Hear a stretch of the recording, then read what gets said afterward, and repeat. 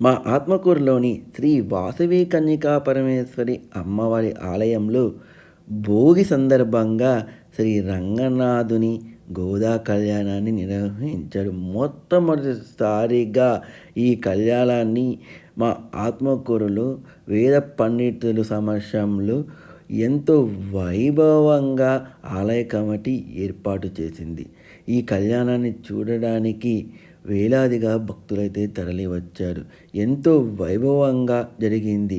వేద పండితులైతే మడుగు ఎంతో చక్కగా శ్రీ రంగనాథుని గోదాదేవి కళ్యాణాన్ని అయితే జరిపించారు.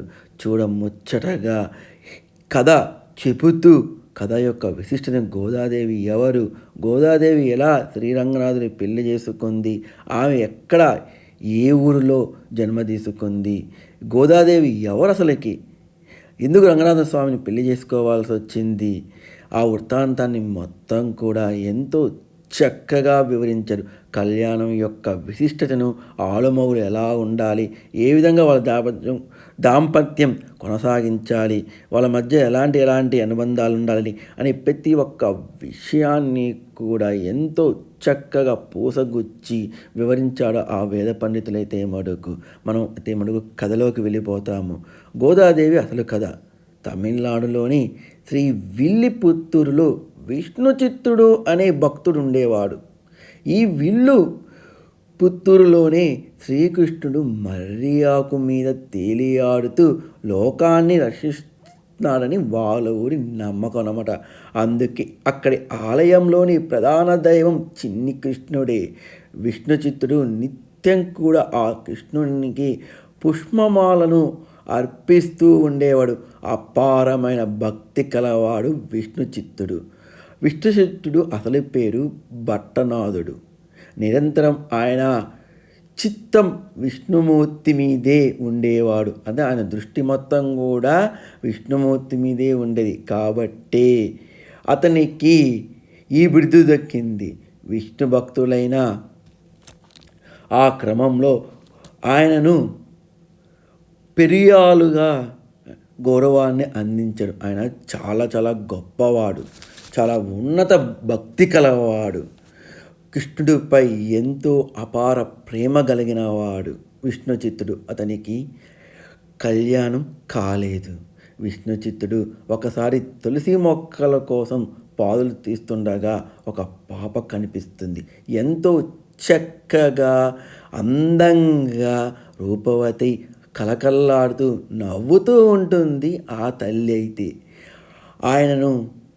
ఆమెను సాక్షాత్ భగవంతుడి ప్రసాదంగా భావించి ఆ విష్ణుచిత్తుడు పెంచుకోసాగుతాడు. ఆమెకు కోదై అంటే పూలమాల అనని పేరుతో గారాభంగా పెంచుకున్నాడు. విష్ణుచిత్తుడు క్రమేణంగా ఆ పాపకు గోదాదేవిగా మారింది. గోదాదేవి చిన్ననాటి నుండి కృష్ణుని లీలను వింటూ ఆడుతూ పాడుతూ పెరిగింది. యుక్త వయసు వచ్చేసరికి ఆ భక్తి ప్రేమగా మారిపోయింది. ఆమె కళ్ళు తెరిచినా కళ్ళు మూసినా ఆ నల్లవాడే కనిపించసాగాడు. అంటే అంత ప్రేమను ఆమె పెంచుకుందనమాట. తన చుట్టూ ఉన్న స్నేహితురాలను ప్రతి ఒక్కరిని కూడా గోపికలుగా భావించింది. విల్లుపుత్తూరులో గోపాలకునిగా భావించి అలనాటి గోపాలవనమే గోపాలుడే ఈ విల్లుపుత్తూరు అనుకొని, అంతేకాదు తన తండ్రి రాజు భగవంతుని కోసం రూపొందించిన మాలలను ముందుగా తనే ధరించేది. అంటే తన తండ్రి అల్లిన ప్రతి ఒక్క మాలను కూడా గోదాదేవి ముందు తన మెడలో వేసుకొని తను బాగుంది, నాకన్నా నల్లవాడు అయిన కృష్ణుడికి వేస్తే ఇంకా బాగుంటుందని చెప్పి తను ధరిస్తూ వచ్చేదనమాట. ఒకానొక సమయంలో విల్లుచిత్తుడు అమ్మవారి వేసుకోవడం గమనిస్తాడు.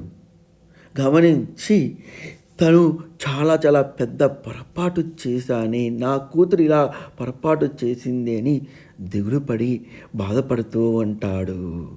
ఒకరోజు రాత్రి కృష్ణుడు కలలో కనిపించి, గోదాదేవి ఎవరో కాదు, సాక్షాత్ భూదేవి అవతారము.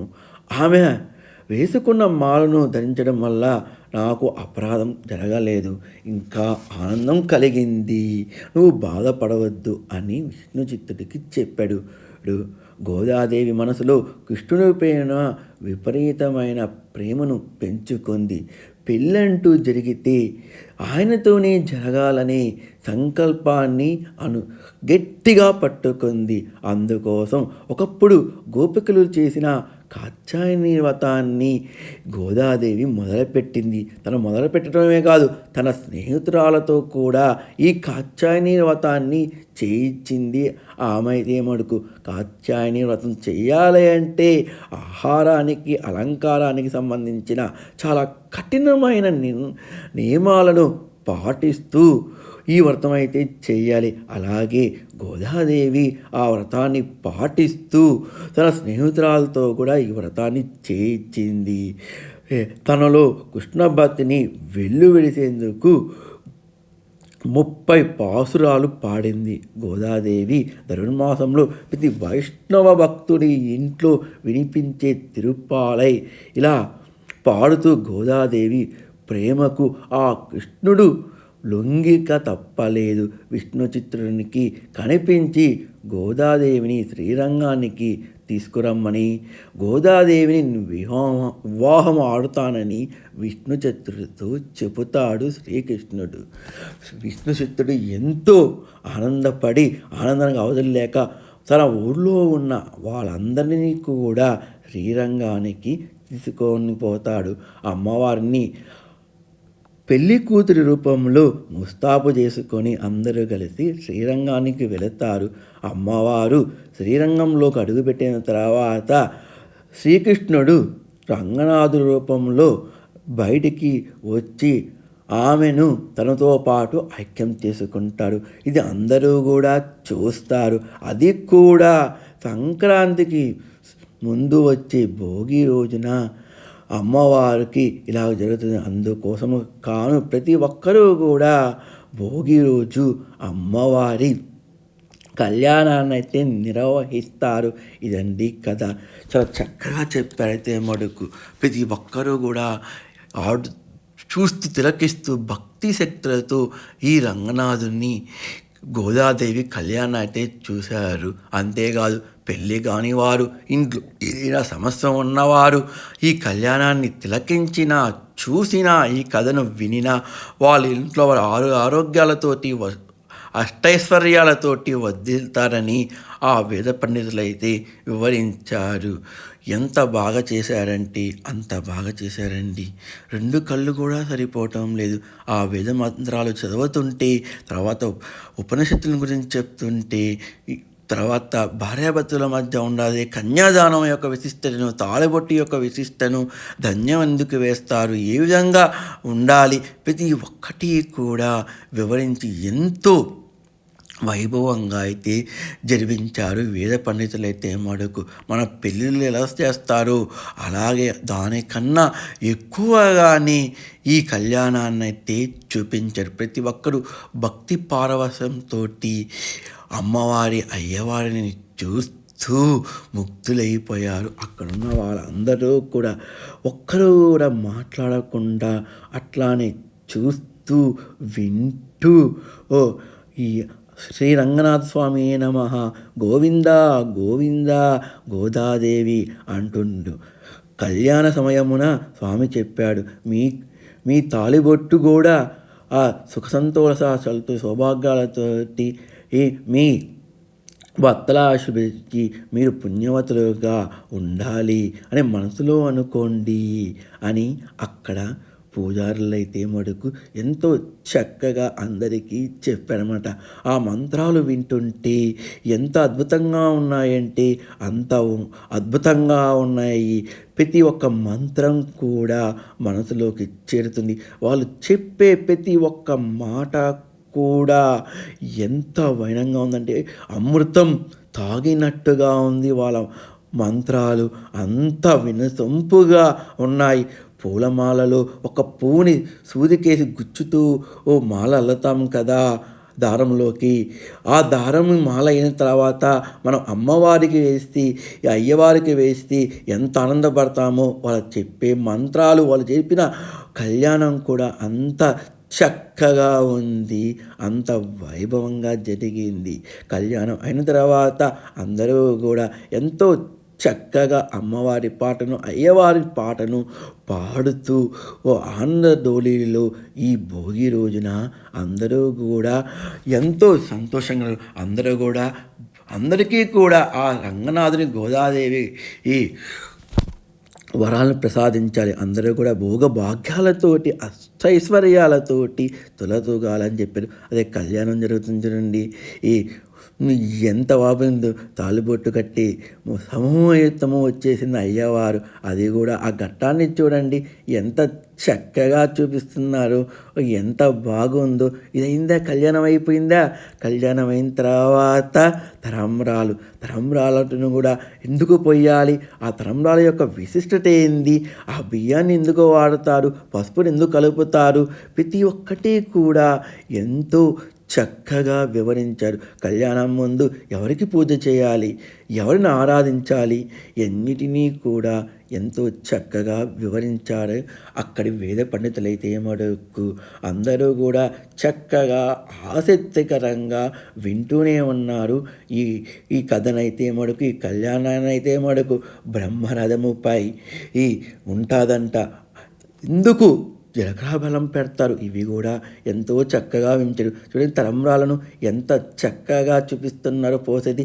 ఈ మన పెళ్ళిలో ఇలాగ చేస్తూ ఉంటారు కదా, మన పెళ్ళిళ్ళకి మించినది ఆ కార్యక్రమం అయితే ఏమడకు. ప్రతి ఒక్కరూ కూడా ఈ కళ్యాణాన్ని చూడాలి.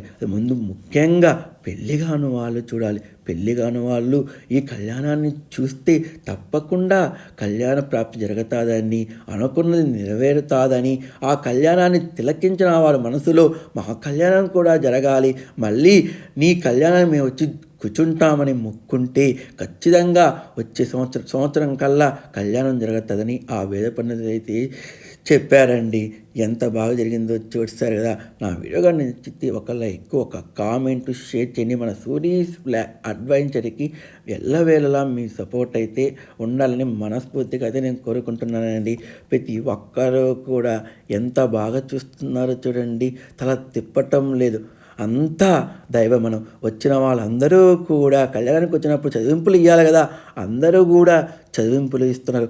ఎవరికి తోచింది వాళ్ళు భగవంతుడితో సంపాదించుకున్న ఆ ధనాన్ని కొద్దిగా అందరూ కూడా ఆ రంగనాథుని గోదాదేవికి ఈ కానుకలుగా ఇచ్చారు. కానుకలుగా ఇచ్చి, అమ్మ మా శక్తి ఇదే, నువ్వు సంపాదించుకున్న ధనంలో కొద్దిగా నీ కళ్యాణానికి వచ్చాము కదా, మా కట్న కానుకలను నీవు ఎంతో ఇచ్చావు ఆ రంగనాథుడికి, నీ పెళ్లి చూసొచ్చిన మేము నీకు ఇస్తున్నాము అని చెప్పి అందరూ ఇచ్చారు. పూలమాలలు వేసేదానికి ఆ వేద పండితులు నాట్యాన్ని ఆడారు. ఆ నాట్యము చూస్తే దేవకన్యలు, దేవతలు వచ్చి నాట్యం ఆడారా, ఆ పూలమాలలు వాళ్ళే వచ్చి అమ్మవారికి, అయ్యవారికి వేశారా, వచ్చిన భక్తులలో ముక్కోటి దేవతలు దూరి ఈ కళ్యాణాన్ని చూసి తిలకించి ఆనందించారా అన్నట్టుగా మా ఆత్మకూరు శ్రీ వాసవి కన్యకా పరమేశ్వరి అమ్మవారి ఆలయంలో శ్రీ రంగనాథుని గోదాదేవి కళ్యాణం అంత వైభవంగా జరిగింది. ప్రతి ఒక్కరూ కూడా ఎంతో ఆనందతోటి, చప్పట్లతోటి, మేళతాళాలతోటి దద్దరిల్లిపోయింది మా ఆత్మకూరు శ్రీ వాసవి కన్యకా పరమేశ్వరి అమ్మవారి ఆలయంలో శ్రీ రంగనాథుని గోదాదేవి కళ్యాణం భోగి రోజున. చూస్తున్నారుగా, కమనీయం, రమణీయం, ఎంత వైభవంగా జరిగింది. ఆహా, ఇది కదా మహాభాగ్యము, ఇది కదా అని అందరూ కూడా మెచ్చుకున్నారు. ఇంకా స్వామివారికి మనము చదివింపి అన్నింటినీ కూడా వస్త్రంలో కట్టి స్వామివారిపై, అమ్మవారిపై ఆ వేద పండితులైతే ఉంచారండి. ఆహా, ఇది ఇలాగా జరిగింది. వచ్చిన వాళ్ళందరికీ కూడా చిరు సత్కారాన్ని అయితే అక్కడున్న ఆలయ కమిటీ కూడా నిర్వహించింది. ఈ కథ అయిన తర్వాత ఎవరు కూడా లేయవద్దు, తీర్థప్రసాదాలు తీసుకొని ఈ అందరూ కూడా ఇళ్ళకి వెళ్తారు అని చెప్పి ఆ వేద పంతులు ఎంతో చక్కగా వివరించారు. వేద పండితులు చెప్పే ప్రతి ఒక్క మాటను అక్కడ ఉన్న వాళ్ళందరూ తిలకిస్తున్నాడు. స్వామి అప్పుడే కళ్యాణం అయిపోయింది, అప్పుడే అయిపోయిందా, ఇంకొద్దిగా సేపు ఉంటే బాగుండేది, ఇంకోసేపు చేసుంటే బాగుండేది, ఇక్కడి నుంచి పోవాలనిపించటం లేదు, అంత అద్భుతంగా మీరైతే ఈ కళ్యాణాన్ని చేశారు, చాలా చాలా బాగుంది స్వామి అని చెప్పి ప్రతి ఒక్కరూ కూడా ఆ వేద పండితులనైతే పొగిడారు. ప్రతి ఒక్కరూ కూడా దంపతులైతే వాళ్ళ ఆనందానికి అవధులు లేవు. చిన్నపిల్లలు, పెద్దలు అందరూ కూడా వచ్చారు. మంగళహారతితో పాటు కళ్యాణము తిలకించి మంగళహారతిని తీసుకొని అమ్మను అయ్యను తాకి అందరూ కూడా వాళ్ళ జన్మనైతే ధరింపయిందని అందరూ భావించారు. అందరూ కూడా ఎంతో చక్కగా వినయంగా ఈ కథను విన్నారు. స్వామివారి కళ్యాణం చూశారు ఈ భోగిని రోజైతే మడుకు. చూస్తున్నారు కదా, అందరూ కూడా హారతులు తీసుకున్నారు. అందరూ ఇంటికి వెళ్ళాలి. ఈ లోపల వచ్చిన వాళ్ళందరికీ కూడా కొంతమందికి స్వామి వాళ్ళు వస్త్రాన్ని సమర్పించి వాళ్ళకి ఇలాగా చేశారు. సత్కారాన్ని అయితే ఆ వేద పండితులు కొందరు వ్యక్తులకైతే చేశారు. ఆహా, ఇది ఇట్లా జరిగింది. అయితే మళ్ళీ ఒక మంచి వీడియోతోటి మళ్ళీ కలుసుకుందాం. మీ అందరికీ కూడా మరొకసారి సంక్రాంతి శుభాకాంక్షలు మన సూరీస్ బ్లాక్ అడ్వెంచర్ తరఫున. ఓకే, శ్రీ రంగనాథుని గోదాదేవి